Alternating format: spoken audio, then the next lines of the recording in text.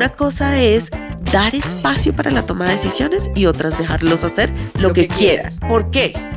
Porque yo soy tu mamá, porque yo soy tu papá.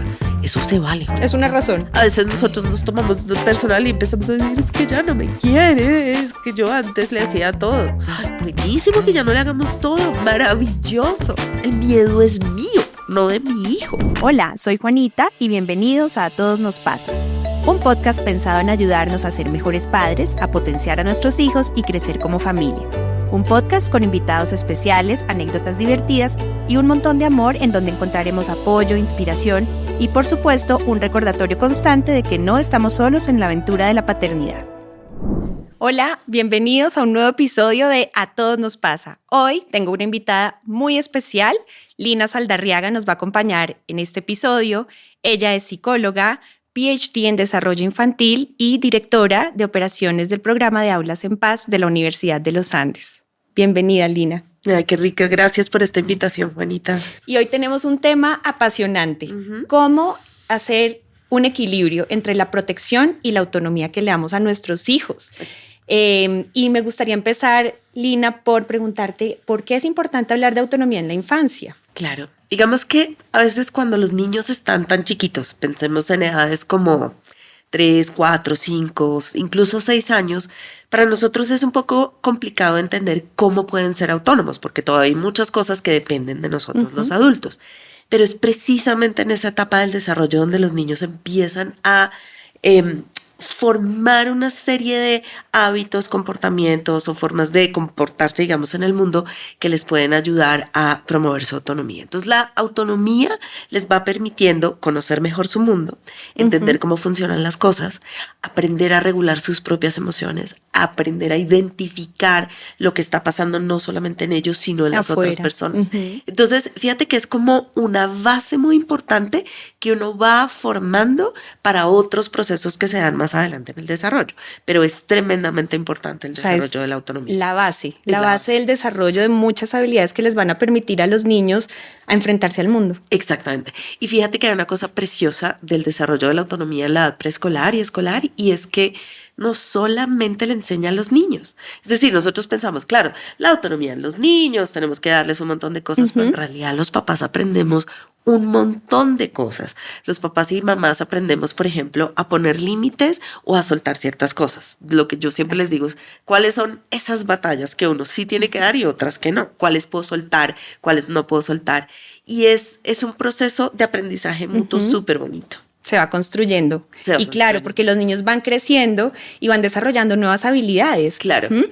En esta etapa, Lina, digamos a nivel motor, cognitivo, del lenguaje, como entre los 3 y los 5 años, ¿qué podemos esperar de un niño, digamos, en cuanto a sus habilidades? Entonces, en esta etapa estamos aprendiendo a entender que somos seres humanos independientes, que somos autónomos, digamos, de alguna manera, y que eso que antes se daba más por el estar con el otro. Piensa en 2 bebés, por ejemplo, Juanita. Cuando tú llevas a 2 bebés a jugar, realmente no es que haya mucho intercambio. Lo que pasa ahí es que tienen, por ejemplo, un objeto común que les gusta o están sentados en un mismo espacio, cosas de ese estilo. Entonces, el poder jugar y el poder interactuar tiene que ver con el espacio donde tú estás.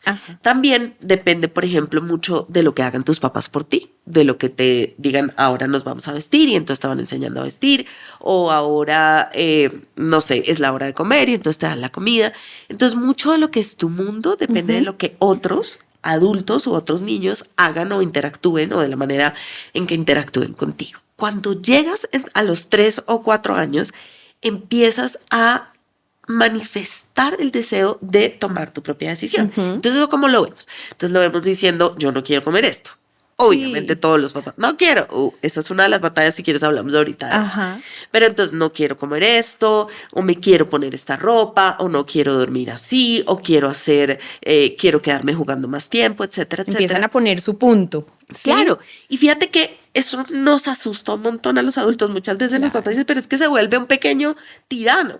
Y claramente ahí yo puedo entender de dónde vienen los papás. Yo puedo entender que ellos digan como es que no sé qué hacer, porque si uno dice, ponte los zapatos, no quiero ponerme los zapatos. Claro.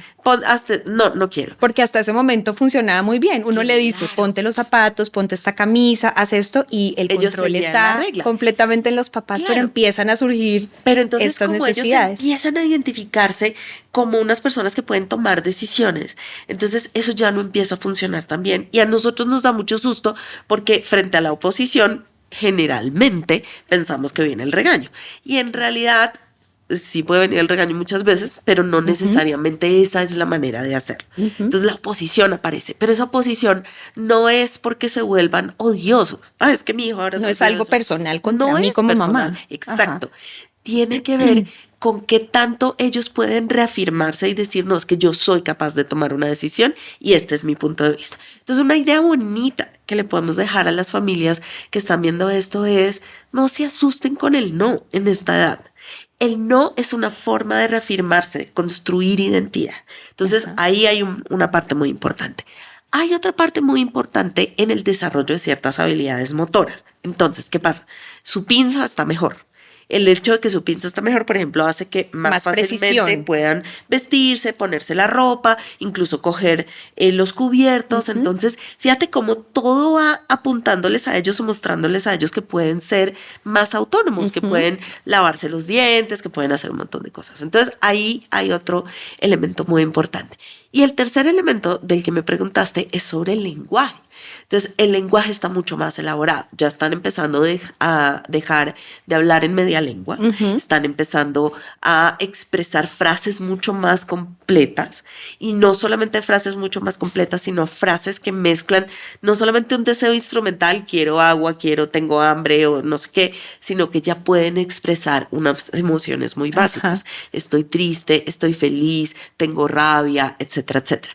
Entonces, eso empieza... Digamos que es una cosa bellísima del cerebro de ellos, porque lo que empieza a pasar es que todo ese desarrollo verbal empieza a juntarse con el desarrollo emocional y entonces ya no se frustran tanto porque no pueden expresar lo que están sintiendo, sino que aprenden a ponerle palabras a esas emociones. Y ese es uno de los, digamos, avances. Logros importantísimos en el desarrollo. Preciosos. Y que está muy relacionado con el tema que estamos hablando de la autonomía. En la medida en que los niños son capaces de expresar lo que está pasando en su mundo interno, es mucho más fácil negociar con ellos, entender por qué se enojan, saber qué se puede y qué no se puede. Claro, y a todos nos pasa pues que en esa exploración que ellos tienen y que quieren hacer y salir al mundo y poner su punto, pues no sabemos cómo poner ese punto de equilibrio, ¿no? Es decir, ya no tengo tanto control, tengo que empezar a enseñarle también cómo tomar el mando un poco de su vida, pero aún así tengo que cuidarlo. Claro. Sí, no es fácil. ¿Hasta qué punto puedo empezar a soltar? ¿Y cómo sé si mi hijo está listo para empezar a tener esos momentos como de hacer las cosas más autónomamente? Entonces, esto implica que nosotros los adultos empecemos a agudizar nuestra mirada, porque es un ejercicio constante. No es que los niños, yo te pueda decir como, Juanita, estas 3 cosas te lo van a decir, aunque hay unas ideas de las que vamos a hablar. Pero los niños sí nos empiezan a dar pistas de que están listos y nosotros tenemos que empezar a ir como tanteando, de pronto puede ser la palabra, tanteando si están listos o no y dando espacios. Como acompañarlos y soltar un poquito. Entonces, vamos a hacer un disclaimer de papás y mamás. El disclaimer de papás y mamás es que esto da susto, ¿no? Entonces me dicen, Lina, pero es que ellos, fíjate que todavía no saben y no sé qué. Yo les digo, está bien, pero si uno en su cabeza tiene claro que eso da susto, pero sin importar el susto que da, empieza a dar esos pasos, es una manera muy sencilla de promover al mismo tiempo autonomía y cuidado. Y suena súper paradójico, porque entonces me dices, pero es que cuidado no es que uno haga las cosas por eso. Yo decía, en realidad no. En realidad es tener esa mirada súper aguda, Juanita, donde uno puede decir, ok, hasta aquí. Sí. Y hasta aquí sí, y hasta aquí no. Entonces, ese es el primer disclaimer. Antes de cualquier cosa, como sé yo que está listo, es que yo tengo que tener claro que eso va a ser difícil para mí, que está bien que sea difícil. Que es lo que tiene que ocurrir además.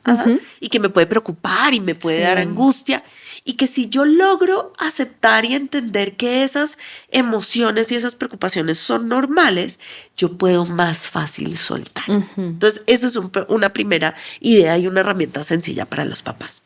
El segundo punto es el de la toma de decisiones. Entonces, aquí es clave ayudarlos a empezar a tomar decisiones. No tienen que ser grandes decisiones.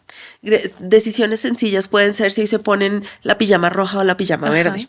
Decisiones sencillas pueden ser si primero se comen la carne y después el tomate. O el pantalón de la pijama verde con la camisa roja. Puede ser, no pasa nada. No pasa nada. Sí. Entonces, a veces nosotros decimos, pero es que la pijama Tiene roja que ser es la completa, pijama. sí. En realidad no.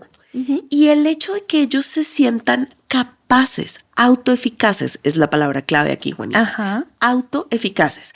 Si yo tomo una decisión, veo un resultado en esa decisión.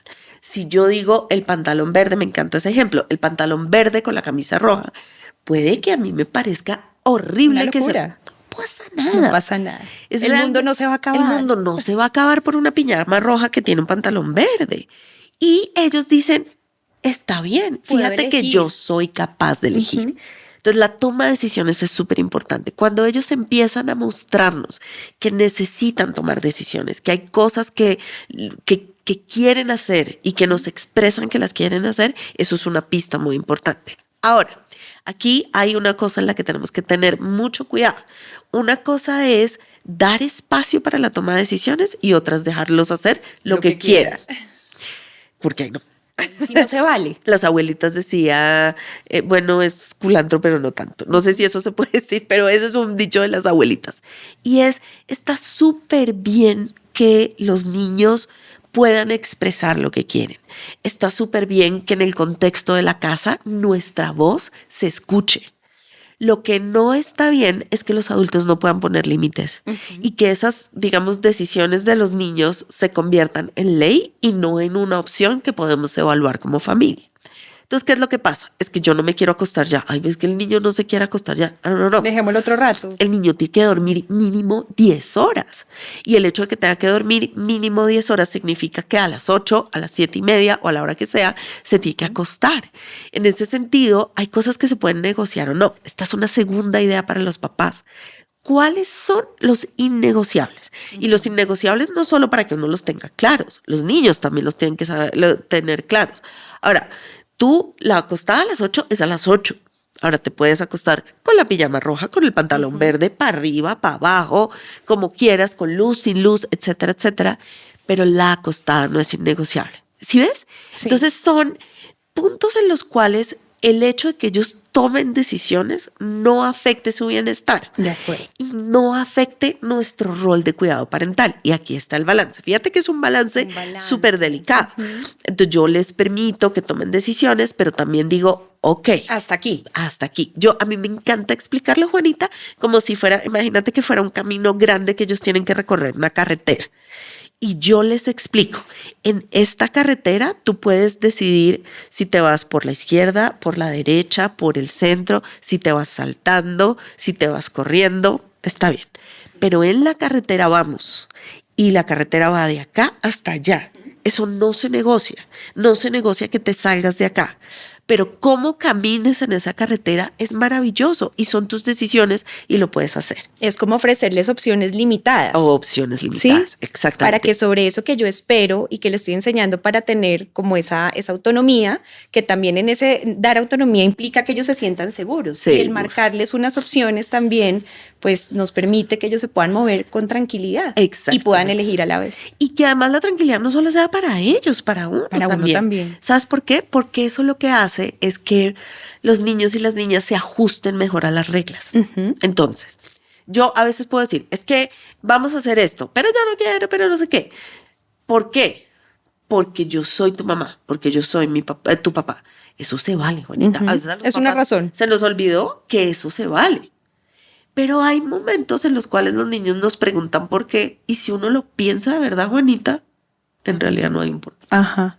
Entonces ahí lo clave es ¿qué hacemos? Uno no tenga ese por qué y en realidad esta vaina no tenga tanta trascendencia, pues ¿por qué no dejarlos? ¿Sí me entiendes? ¿Por qué no dejar que ellos puedan hacer eso? Pero entonces también, y fíjate que esto cómo esto todo se devuelve a que nosotros mismos como papás y mamás nos tenemos que entrenar. Entonces también se devuelve a que nosotros, pensando en esos innegociables de los que ya hablamos, empecemos a decir, venga, ¿cuáles son esas cosas que yo creo que son difíciles para mi hijo, que son difíciles para mí y que en esta interacción pueden ser complicadas? Entonces, por ejemplo, te hablo de algunas cosas de las que yo oigo que los papás se enfrentan, los papás y las mamás se enfrentan. La acostada, la levantada, el hacer ciertas tareas, el comer cierta comida, el salir o no salir, etcétera. Son como momentos críticos dentro de la rutina. Y una de las cosas que yo les digo es, los niños funcionan mejor cuando planeamos, cuando saben qué esperar. Entonces aquí hay otro elemento fundamental de la autonomía de los niños.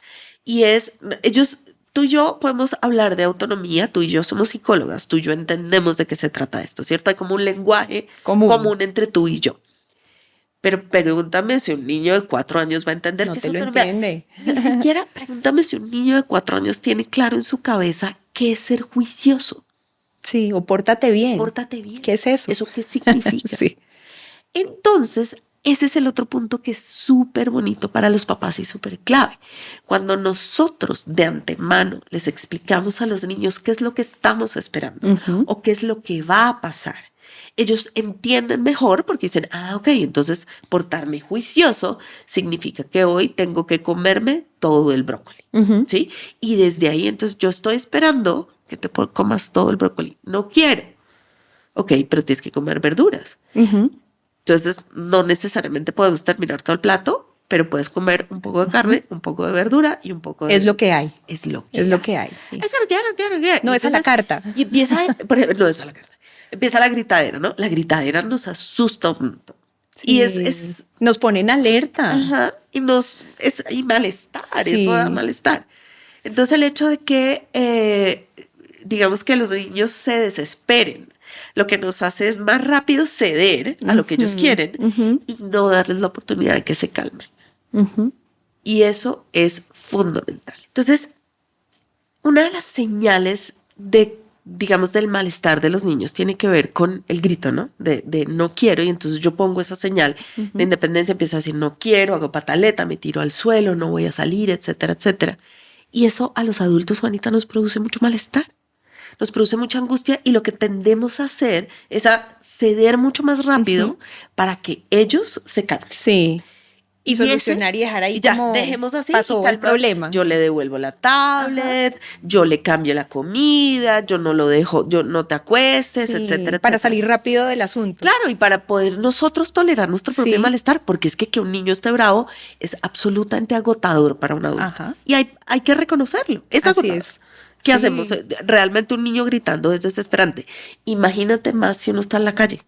Empieza en un lugar público. En un lugar público y todo el mundo empieza a mirarlo a uno así. Entonces, parte del ejercicio que tenemos que hacer nosotros los adultos es aprender a nosotros mismos tolerar el malestar. Una buena noticia, el malestar pasa. No dura para siempre. Pasa, no dura para siempre. Los niños eventualmente se calman porque nosotros explicamos que las emociones son como olas. Entonces una ola sube, el niño está gritando furioso, bravo, pero eventualmente se calma. Tiene que bajar. Unos se demoran más que otros, pero por supuesto. Unos necesitan más práctica que otros, que ahí también es importante conocer.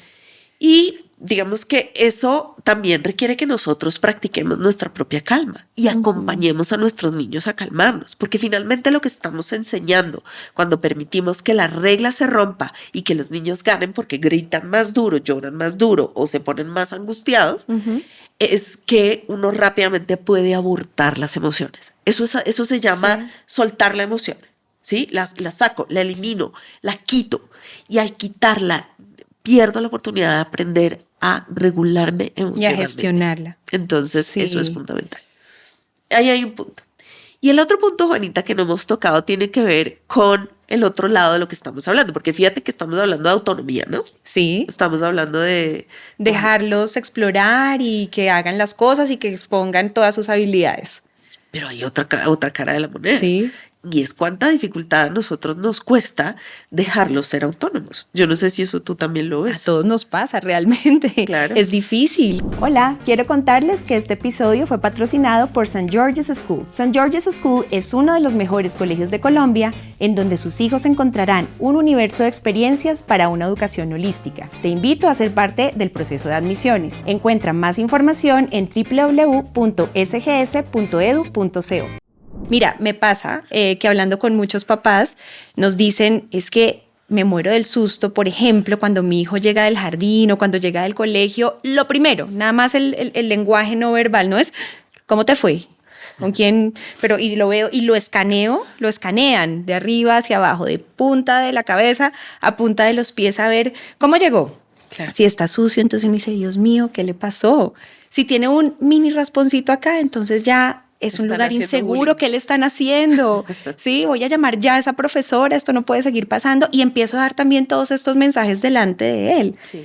¿Qué impacto podría tener esto, digamos, cuando yo recibo a mi hijo y entonces me voy un poco al extremo de sobreproteger? ¿Cómo funciona esto y qué podemos hacer? Claro. Entonces fíjate que estas son como los dos lados de un espectro muy grande que es el espectro del cuidado. Yo creo que el cuidado de los papás y de las mamás tiene un aspecto muy positivo y muy valioso. O sea, si tú me preguntas hace unos años que yo empecé a hacer esto, no necesariamente los papás y las mamás estaban tan involucrados en la edad preescolar. Más adelante, en otras etapas, lo que estamos viendo es que están un poco menos involucrados. Pero digamos, en edad preescolar, el hecho de que papás y mamás estén involucrados es muy importante. Nada de lo que estamos diciendo significa que queremos que se desentiendan, para nada. Pero también queremos, digamos, cuando estamos hablando de la sobreprotección, ese es un poco como el nombre de lo que estamos diciendo. Nos pasamos ya de la protección a un extremo. La sobreprotección significa que yo tengo angustia. El miedo es mío, no de mi hijo. Tengo angustia de que le pase algo, de que lo traten mal, de que le hagan bullying, de que no la esté pasando bien. Que no tenga amigos. Que no tenga amigos, etcétera, etcétera. Pero muchas veces ese es mi propio miedo, no el de él. Entonces ahí hay una clave importante y es, ¿qué es lo que pasa? Yo estoy mirando al niño porque a mí me da angustia. Entonces una cosa es que el niño llegue con un raspón acá. Yo le pregunté, ¿cómo te fue? Mira este raspón, ¿qué fue eso? Ah, mamá, es que estaba jugando con Matías hoy y me caí. Pero te caíste corriendo. Si yo estoy en la parte de sobreprotección, digo, claro, Matías lo empujó. Sí. Y en realidad Matías... Hago juicios directamente. Puede estar pasándola feliz con Matías. Puede que estaban los dos corriendo y se cayeron los dos porque estaban corriendo. Pero si yo hablo de mi propia angustia y no me tomo, por ejemplo, el tiempo para preguntarle qué fue lo que pasó, cómo lo hizo sentir, hay algo que no le gusta de su relación con Matías, alguna otra vez Matías te ha empujado, etcétera, etcétera, puedo saltar a conclusiones muy rápido y empezar a llamar a la profesora. Entonces, digamos ahí, Lina, perdón, hago un paréntesis, la pregunta es una herramienta muy importante para que los papás podamos poner ese punto de equilibrio. Antes de entrar como a hacer un juicio o una conclusión precipitada, es exploro, como con esa actitud de saber un poco más qué pasó, el contexto, indagar, es parte del ejercicio personal que como papás podemos hacer. Y eso no significa que no hablemos con los profesores. La conversación con los profesores es súper valiosa, pero una cosa es empezar una conversación con Juanita, la psicóloga, y decir, Juanita, es que a mi hijo le están haciendo bullying porque ayer llegó con la mano raspada y me dijo que Matías lo había empujado. Y otra cosa es, Juanita, yo he notado a mi hija un poco triste. Me dice que ha peleado con Matías y que esta semana pasó algo, que estaban corriendo y se cayeron. ¿Tú has visto algo? Fíjate la diferencia de las dos preguntas, Juanita. Es enorme. Sí, el foco es distinto. Exacto. Una tiene que ver con, podría casi apostar que lo que viene después es cómo me garantiza el colegio que Sí, que no me va a volver a llegar con un raspón. Pues, es decir, son niños. ¿Cómo va a garantizar un colegio que no vayan a llegar con un raspón? Un raspón puede ser la prueba de que la pasaron delicioso en un recreo. Que están jugando fútbol, que se ensuciaron. Etcétera, etcétera. Entonces, esa es como la vía en la cual empezamos desde la desconfianza, desde el no creer que esto es una alianza, lo que tenemos con el colegio, y que el lugar donde nuestros hijos están es inseguro. Sí. puede que haya problemas, pero puede que haya problemas en el colegio, en la casa, en el barrio, donde sea que estén los niños, hay problemas inherentemente y hay que estar con los ojos súper abiertos para que eso no pase, ¿sí? Para que las situaciones de bullying no trasciendan y no se repitan, o pues las situaciones de agresión no trasciendan y se conviertan en bullying, no se repitan, etcétera, etcétera. Hay que estar atentos por si un niño tiene dificultades de ser amigos, pero no necesariamente estar tan encima de ellos que uno no fluya con el profe, no fluya, sobre todo las profesoras y los profesores en edad preescolar están muy conectados con los niños, están muy conectados con el proceso. Entonces, ahí hay que aprovechar esa conexión para hablar y para tener una conversación positiva alrededor de eso. Además, creo que retomando un concepto que nos hablabas anteriormente es la autoeficacia. Cuando yo le permito también a mi hijo enfrentar, ¿cierto? Es decir, que esos problemas que tiene, que son parte de la vida y del descubrir su entorno social, pues a veces van a cometer errores, pero también yo puedo decirle, estoy aquí, voy a hablar con tu profe, vamos a mirar qué pasó, cómo te hallamos, pero también le puedo mandar el mensaje de estoy segura que podrás solucionarlo, claro. ¿Qué puedes hacer tú? Y así también los podemos habilitar un poco en esas herramientas para afrontar esos momentos de la vida, porque claro. Van a seguir llegando. Claro. Entonces, fíjate que nombraste algo que es fundamental aquí, y es el error. En todas las etapas del desarrollo, pero en esta edad de la que estamos hablando, Juanita, el error es fundamental. Y el error es fundamental para los niños y las niñas como oportunidad de aprendizaje, pero para los papás y las mamás también. A veces nos cuesta mucho aceptar los errores. Exacto, es difícil. Exacto, aceptar los errores de los niños. Entonces, ¿cuál es la posición? ¿Qué es lo que yo más veo cuando estamos en los colegios? Y es cuando el colegio le cuenta a papá o mamá que su hijo o su hija hizo algo, se equivocó, lastimó a alguien, lo mordió, le pegó, le quitó algo, fue odioso, etcétera, etcétera. En general, los papás tendemos a decir, ay, pero en la casa está súper juicioso. Es que no lo puedo creer. Entonces, en vez de preguntarnos con mente curiosa si eso realmente sí es así, lo que terminamos haciendo es inmediatamente negándolo y montando una defensa y diciendo, no, es que mi hijo es queridísimo, es que mi hija es una princesa y no hace esto. Y en realidad, los niños se equivocan, las niñas se equivocan. Y está perfecto además que se equivoquen. No quiere decir nada malo. Quiere decir que hay cosas que todavía les falta por aprender. Entonces, esa es otra segunda idea sobre la sobreprotección. No solo es el estar encima de ellos a ver qué les pasó, sino que cuando hay cosas de afuera que me dicen que hay algo que no está bien con ellos, yo tiendo es a defenderlos y a decir que eso no es así. El problema no es acá. No me pregunto si eso es así o no. Mente curiosa, les digo. Claro, y tal vez haya una oportunidad maravillosa de poder leer más allá la necesidad que tiene mi hijo de alguna herramienta o alguna habilidad que yo necesito enseñarle. Y entonces ahí es cuando los niños, en últimas los niños y las niñas ahí nos están diciendo, Juanita, ¿qué es lo que necesitan? ¿Qué es lo que necesitan para aprender a negociar conflictos? ¿Qué es lo que necesitan para regular sus propias emociones? ¿Qué es lo que necesitan para 1000 cosas? Y si resulta que yo me pongo de necio, de necia como papá y mamá, a decir, ¿sabes qué? Es que ese no es mi hijo. Ahí no solamente le estoy evitando la oportunidad de aprender, sino que estoy agrandando el problema. Porque entonces eso lo que dice es, está bien tu comportamiento. Yo mordí, yo pegué, yo lastimé. Está bien que hagas eso. La siguiente vez lo va a volver a hacer. Y la siguiente vez es más difícil que eso lo pueda resolver. Hay papás también, Lina, que dicen un poco en el extremo es que mi hijo no permite que yo lo ayude a hacer ninguna actividad. Es el no, ¿cierto? No me ayudes, yo puedo solo.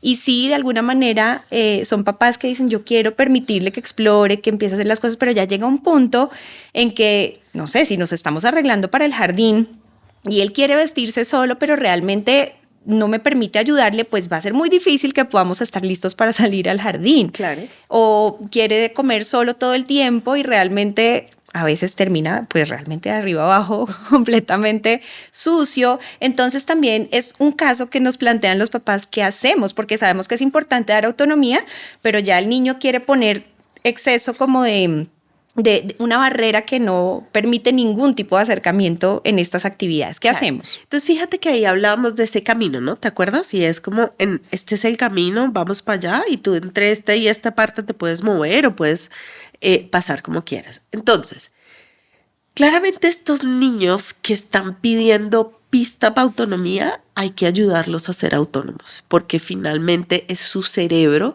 tratando de crear nuevas maneras de hacer las cosas, tratando de decir, esto soy yo, esto soy capaz de hacer y esto no soy capaz de hacer. Pero entonces, ahí lo que tenemos son acuerdos previos. Siempre el planear funciona muy bien. Entonces, por ejemplo, la comida o la vestida es mostrarles, los niños ya empiezan a entender el reloj. Entonces, a esta hora tenemos que salir. Si a esta hora tú no has terminado de vestirte, yo voy a ayudarte a vestir porque si no, no vamos a salir. Entonces, fíjate que si yo desde antes, y esto no puede ser en el momento en que esto esté pasando porque en el momento del caos momento no sirve. No funciona, sino es la noche anterior. Mañana tenemos que salir a esta hora. El palito está acá. Y mostrarles, porque ellos son muy visuales, muy concretos, el paso palito va a del estar tiempo. acá. Estos de acá hasta acá te voy a dar yo para vestirte y te voy a avisar faltando un poquito. Si no lo has logrado, lo vas a hacer conmigo. Fíjate. Lo vamos a hacer juntos. Sí, lo involucramos. Fíjate lo que acabo de decir. No te voy a vestir yo. Lo vamos a hacer juntos, porque necesito que salgas a esa hora. Entonces, el poder mostrarles nuevamente qué va a pasar, cómo va a pasar, cuál es su rol. Su rol y su tarea es que de ese pedacito de tiempo que escogieron, él es el que se va a vestir. Y tu tarea es acompañarlo en el resto del tiempo. Y tienen claro cuál es cuál es tu posición y cuál es la posición de ellos. Entonces, ahí hay que tener mucha paciencia y entender también por qué están pidiendo pista. Y no tomárselo personal, tú lo dijiste hace un ratico, Juanita. A veces nosotros nos tomamos personal y empezamos a decir, es que ya no me quiere, es que yo antes le hacía todo. Ay, buenísimo que ya no le hagamos todo, maravilloso. Es que soltar es difícil. Yo lo pienso con mi hijo chiquito, cuando estaba chiquito, en la mañana era una cosa porque entonces yo tenía que arreglarme y el pañal y no sé qué. Ahora los dos salimos de la ducha y él se viste y yo me visto.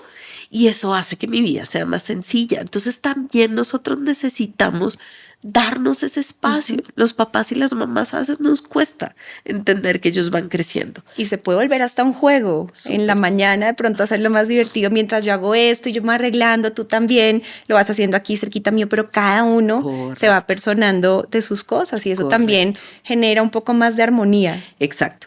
Y pues obviamente, fíjate como todo lo que hemos conversado gira en torno a esta idea de la oportunidad linda que tienen los niños y las niñas para desarrollar esa autonomía, ¿sí? Y para también aprender a dejarse cuidar de papá y mamá. Pero sobre todo, Juanita, de esa oportunidad maravillosa que tenemos los adultos de dejar que nuestros hijos sean nuestros propios maestros. Así es. Entonces, cuando ellos nos piden pista de autonomía, entonces vamos a ver por qué es y hasta dónde la podemos dejar. Cuando ellos nos necesitan también, estar presentes y ser capaces de ser responsivos. Esta palabra no existe exactamente en español, pero es la palabra en inglés que mejor refleja lo que te digo. Ser responsivo, no sé si es estar, pero es cuando ellos están ahí y necesitan afecto, cuidado, cariño, y te dicen, mamá, papá, necesito no estar en el celular, no estar, silencio, estoy ocupado, etcétera, etcétera. Ese tipo de cosas también nos pasan. Entonces, es un ejercicio muy lindo de estar presentes en lo que ellos necesitan y escuchándolo, pero también estar presentes en decir, aquí ya no me necesitan. Ya estás listo. Ya estás listo. No se trata de que lo soltemos a todos de una, para nada, pero se trata de que vayamos dejando el camino más suelto para ellos. Y darles ese acompañamiento en su justa medida. Y seguro como papás nos equivocaremos. Seguro. ¿Cierto? Pero creo que, Lina, retomando todas estas ideas tan bonitas y tan valiosas que nos has dado, la pregunta es para nosotros como papás, ¿cierto? Como mirarnos continuamente en este aprendizaje, en cómo lanzar al mundo y retener, ¿cierto? Cómo cuidar, cómo voy dando autonomía. Y es un ejercicio de preguntarme frecuentemente como papá, ¿en qué punto estoy? ¿Me cuesta soltar? ¿Me cuesta? ¿Tengo algún miedo por ahí que no me está permitiendo ver que mi hijo ya probablemente está listo para hacer algo por él solo, sí, ¿cierto? Y es como buscar ese punto de equilibrio también. ¿Qué otro elemento, otra idea nos podemos llevar así claves como en ese ejercicio de buscar ese punto de equilibrio? Hay una que hemos mencionado un poquito, pero no hemos como explicado específicamente, y es la de la regulación emocional. Y la regulación emocional tanto para los niños como para los adultos. Las emociones son maravillosas, digamos, en la medida en que nos permite entender qué hay en el mundo y qué es lo que eso que está en el mundo nos hace sentir o cómo nos afecta, ¿sí? El que me pongan un límite, el que me quiten un privilegio, el que me demuestren afecto, el que me haya equivocado, el que alguien me esté agrediendo, todo ese tipo de situaciones nos generan emociones. Uh-huh. Y a veces papás y mamás, incluso los niños, a veces también yo lo veo, tendemos como a tratar de dejar las emociones a un lado, a no llorar, ¿sí? Sí. Entonces, esta es, por ejemplo, una de las frases que yo, Dios mío, me aterro cada vez que decimos, y es una frase muy común, y es, le dicen a los niños, o incluso a los adultos, no llores por esa bobada. Uh-huh. Imagínate, Juanita, sí, que tú estuvieras bien triste y vinieras a contarme, oye, Lina, es que, no sé, ayer me pasó esta cosa tan aburrida. Yo, no llores por esa bobada. Ya pasó. El invalidar la emoción es una cosa terrible. Entonces, en este proceso de construir autonomía, el reconocer que, por ejemplo, el que mi hijo me pida pista para autonomía me hace sentir frustrada y enojada es una herramienta súper importante. Porque abrazar entonces, esa emoción, claro, y aceptarla. Aceptarla y aceptar, ¿no? Entonces, a mí me parece súper complejo el concepto de aceptar. Acepta. O sea, ¿cómo se acepta? Pero si es como que si me cae del cielo, me entra, me hace clic, es como una pieza de un rompecabezas, eso es súper difícil. Y aceptar a veces es tan sencillo como de reconocer que si mi hijo me dice, no quiero estar contigo, eso me hace sentir triste. Es eso. Y fíjate que no le puse nada más. Sí. Es ahí paro, ahí acepto. Sí, me hace sentir triste. Y es difícil. Y que no quiera abrazarme o que no quiera estar conmigo, que ya no quiera darme la mano, me da dolor. Duele. Ahí se para, Juanita. Ahí acepto. Y cuando yo soy capaz de adueñarme de esa emoción y de decir, me duele, estoy empezando a hacer un proceso de regulación emocional. Porque entonces lo que yo tengo que hacer ahí es qué voy a hacer con esa emoción. Si yo puedo vivir tranquila con que los niños a los 5 años me digan, ya no quiero acostarme contigo, no quiero, hasta ya, yo me acuesto solo. Mi espacio. Oh, bueno, ok, me puedo quedar aquí, hasta la otra cama. Uh-huh. Listo. Y entonces el aceptar que hay cosas que nos producen dolor, que nos producen alegría, que nos producen frustración, se convierte en una herramienta muy creativa, Juanita. Porque yo tengo que saber qué hacer con eso que está pasando. ¿Cómo transformarlo? ¿Cómo lo resignifico? Entonces ya no me puedo acostar con él en la cama. ¿Ahora qué vas a hacer? Y es una motivación al cambio súper linda. Entonces, el reconocimiento de las emociones, las propias y la de los niños, es tremendamente poderoso. Uh-huh. Tremendamente poderoso, Juanita. Porque me conecta, me da nuevas ideas y me permite saber que hay cosas tan sencillas como aceptar. Uh-huh. ¿Qué es aceptar? Que las cosas son como son. Y aún con esa emoción, seguir, porque vendrán nuevos retos, nuevos desafíos. Claro, eso no significa que nos quedemos ahí, ay, entonces ya no más. No. Pero no es dejar de sentir, como tú dices, no. Ahí está, y la iré transformando, y como tú nos explicabas hace un rato, las emociones no van a estar aquí para siempre, sino que van a ir pasando, van a ir pasando. Entonces me parece genial esa herramienta que nos das también, Lina. Bueno, pues Lina, de verdad te agradecemos un montón haber estado aquí, compartir con nosotros en este espacio. Muchísimas gracias. Muchísimas gracias a ti, Juanita, y gracias por abrir estos espacios tan lindos de conversación con las familias, porque creo que son cosas que a todos nos pasan y que si no las ponemos sobre la mesa y las conversamos, no tenemos la oportunidad de aprender y ver que todos nos enfrentamos a este tipo de cosas. Así es. Gracias, Lina. Gracias, Juanita. Querida audiencia, muchas gracias por acompañarnos. Si les ha gustado este podcast, síganos, suscríbanse y califíquenos. No olviden compartirlo con alguien que lo necesite.